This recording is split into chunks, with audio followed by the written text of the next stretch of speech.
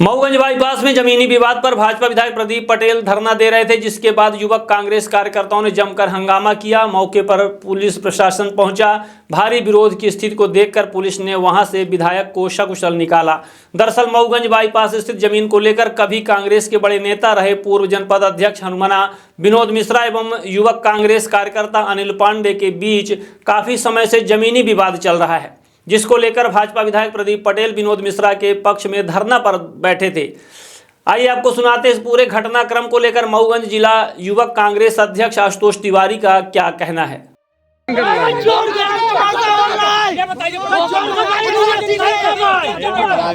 अगर विनोद बैठा है चोरी ये क्यों बैठा है? अरे रीबा लगाए रहा फोर्स भेजा, लाठी चार्ज करेगा क्या सोच रहा है? लाठी चार्ज करवाई। पेट्रोल हाँ लगे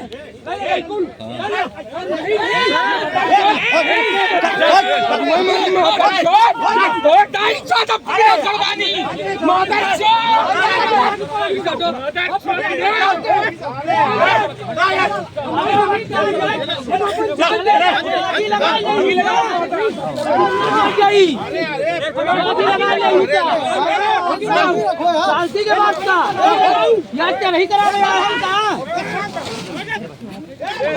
नहीं करा रहे ऊपर हकी लगा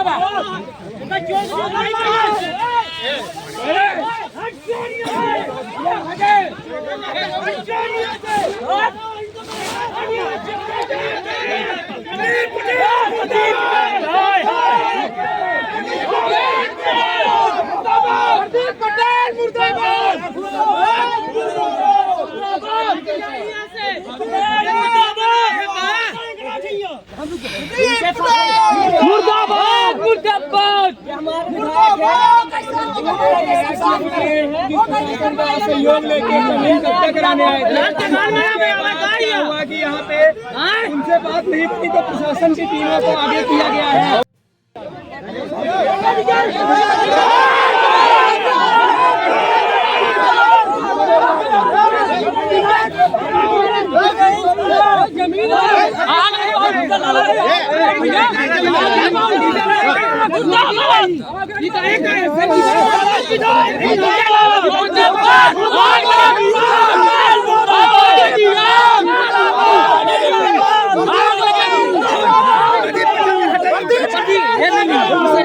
प्रदीप पटेल का भगावा नहीं तो सब मार लड़ी माची।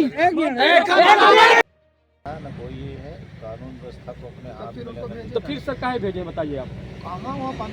अरे हम कहते हैं किस हिसाब से ले गए? विनोद को नहीं ले गए, विनोद विधायक जी के साथ होकर बैठ गए।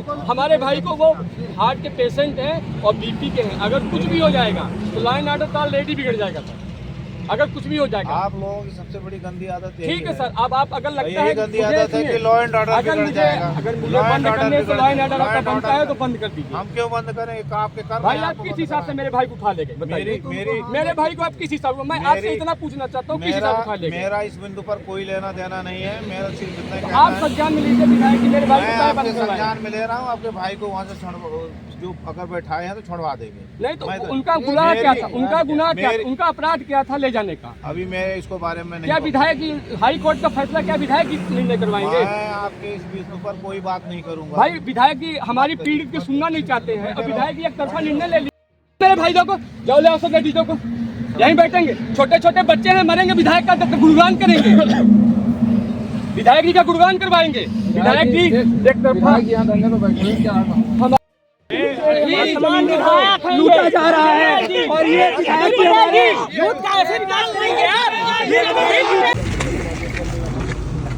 आज मऊगंज बाईपास में विधायक जी धरना पर बैठे थे और अभी यहाँ से चले गए हैं। हाँ। क्या मामला था? देखिए ऐसा है कि यह जमीन और यह गांव ढड़नी हिड़वार गांव पांडे परिवार तिवारी परिवार का है और यहाँ की पुश्तैनी ज़मीनें जितनी हैं सारी पांडे परिवार और तिवारी परिवार लगभग सब हम लोग मिलकर रहते हैं। यहाँ से लेकर उस ब्रिज तक हम लोगों की ज़मीनें हैं। आज से कई वर्षों पूर्व अच्युतानंद स्वामी जी विधायक थे वो यहाँ ज़मीन की खरीद फरोख्त की है अपने विधायकी के दम पे। उसी इतिहास की पुनरावृत्ति अब हो रही है। यह ज़मीन पूर्व से पांडे परिवार के कब्जे में है। संयोगवश इसमें विनोद फड़वानी जी भी पट्टेदार हैं। अब विनोद फड़वानी जी का कब्जा नहीं है। ये रोड भी इसी ज़मीन से निकली हुई है। यह प्रकरण जो है तो कोर्ट में विचाराधीन है, हाई कोर्ट में। समस्या इस बात की है कि आज मऊगंज विधायक, इससे पहले यहाँ पूर्ण रूपेण शांति थी, कोई दिक्कत नहीं थी, आपसी समरसता सामंजस्य सब कुछ बना हुआ था। मऊगंज विधायक प्रदीप पटेल जी आकर यहाँ बैठ गए और अब विषय यह है कि बैठ क्यों गए। विनोद फड़वानी जी के पास 39 डिसमिल का पट्टा है, तो यह हुआ कि भाई आधा आपका आधा हमारा, इसी बात पर डील हो गई।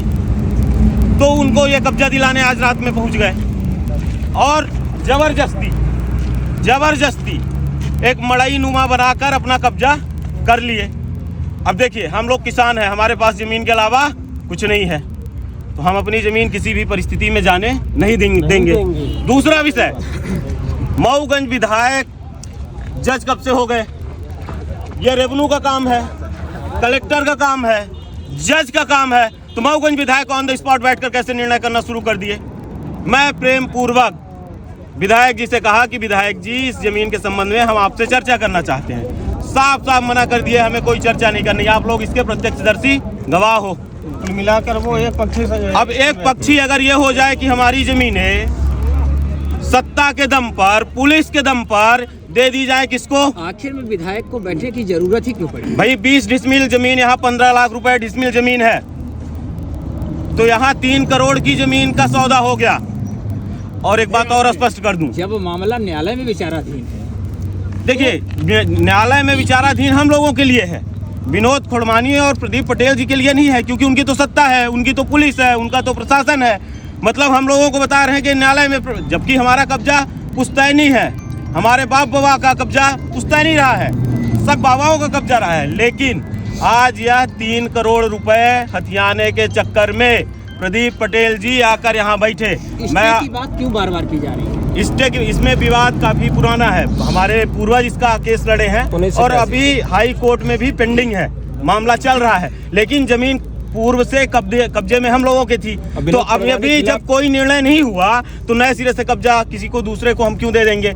हो सकता है कल निर्णय खो जाए, तो अगर हाई कोर्ट निर्णय करेगा तो हम कब्जा दे देंगे विनोद फड़वानी को, प्रदीप पटेल जी को, जिसको बोलेंगे उसको कब्जा दे देंगे। लेकिन जब तक हाई कोर्ट का कब्जा निर्णय नहीं होता तो हमारा कब्जा है और हमारा ही कब्जा रहेगा, यह मैं स्पष्ट रूप से आप लोगों को बता देना चाहता हूँ। दूसरा विषय, मैं आप सबके माध्यम से प्रशासन, यहाँ के कलेक्टर साहब, एसपी साहब को भी स्पष्ट कर देना चाहता हूँ, हम लोग न्यायप्रिय लोग हैं, अपने मान सम्मान, जमीन और स्वाभिमान के लिए लड़ने वाले लोग हैं, डरने उड़ने वाले लोग नहीं है, न सत्ता से, न प्रशासन से, न पुलिस से।